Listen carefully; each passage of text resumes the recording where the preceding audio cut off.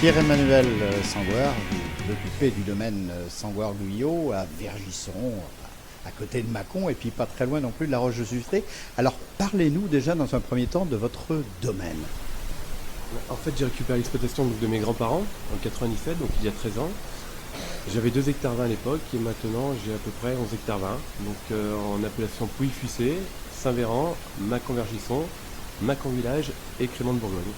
Comment peut-on définir ce vignoble en fonction des vignes? Sont des vignes jeunes, nouvelles, des nouvelles plantations, ou alors des vignes anciennes, peut-être un peu de tout?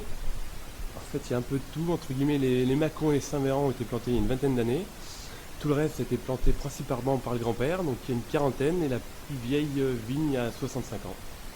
Alors 65 ans, c'est loin d'être votre âge, parce que je crois que vous avez 36 ou 35 ans, alors j'allais vous vieillir un petit peu. Comment devient-on vigneron? C'est une très bonne question, ça en fait par passion. En fait, je suis né à Lyon, j'ai vécu donc toute ma jeunesse à Lyon pendant 18 ans. Et la vie c'est bien joli, mais être enfermé entre quatre murs, après tous les week-ends j'étais chez mes grands-parents donc à Vergisson, tous les week-ends, toutes les vacances, j'avais des copains là-bas et c'est vrai qu'au fil en aiguille en fait je me suis mis à tomber dans la marmite entre guillemets.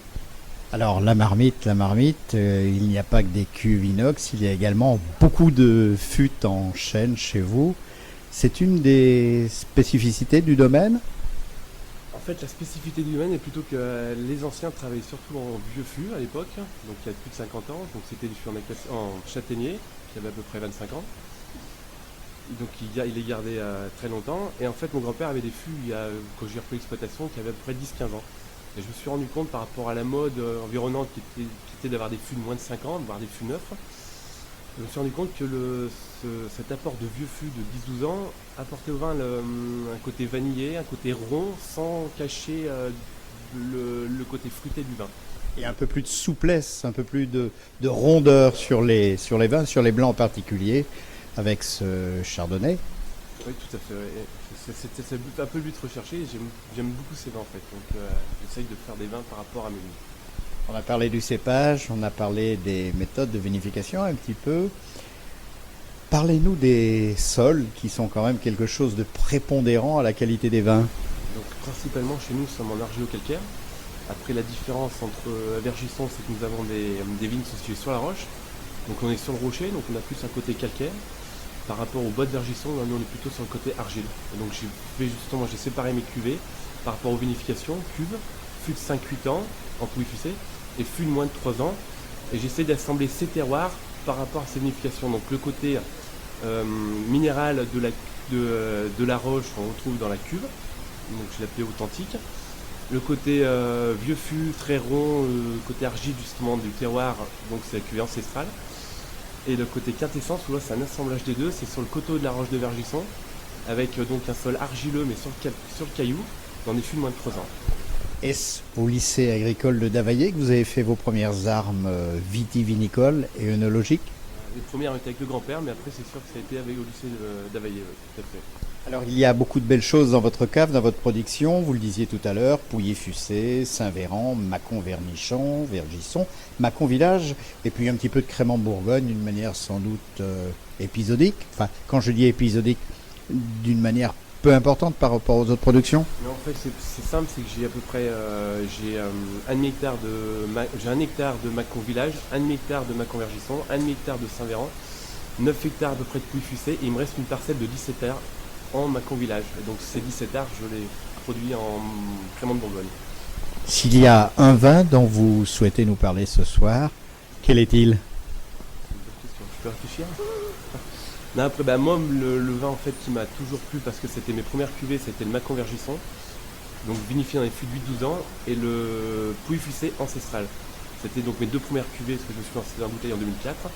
Et donc ce sont mes 2 cuvées qui me représentent le plus. Donc ce côté très rond, très, très souple, avec un peu de fruits et vinifié dans des vieux fûts. Celui que vous avez d'entrevers que vous allez nous présenter. Alors décryptez un petit peu ce vin, la couleur. Donc on voit qu'il a un côté très doré. Donc ça c'est le fût qui va lui apporter ça. Donc ça c'est un ancestral 2008. Donc en vieillissant il va prendre plus ce côté doré. il va jaunir même. Donc là, il a des, avec l'année en plus, il a perdu un peu son côté fruité, il va plus avoir des arômes de fruits exotiques.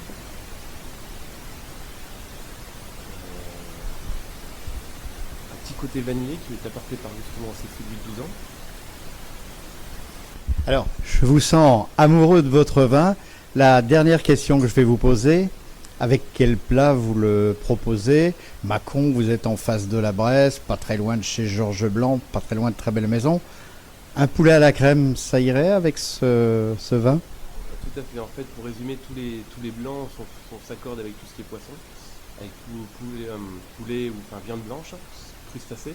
Et donc là, l'ancestral qui est très rond, très gras, va plutôt l'accorder avec des choses à la crème. En fait. Et en apéritif, quel est celui que vous préconisez? Un apéritif simple, entre guillemets, on va partir plutôt sur un Mâcon Village jeune. Et un apéritif élaboré, soit un Mâcon Vergisson ou un Pouilly Fussé authentique. Et on peut terminer par le crément. Oui, bien sûr. Alors, la mode plutôt à ce que le crément, non, se serve à l'apéritif.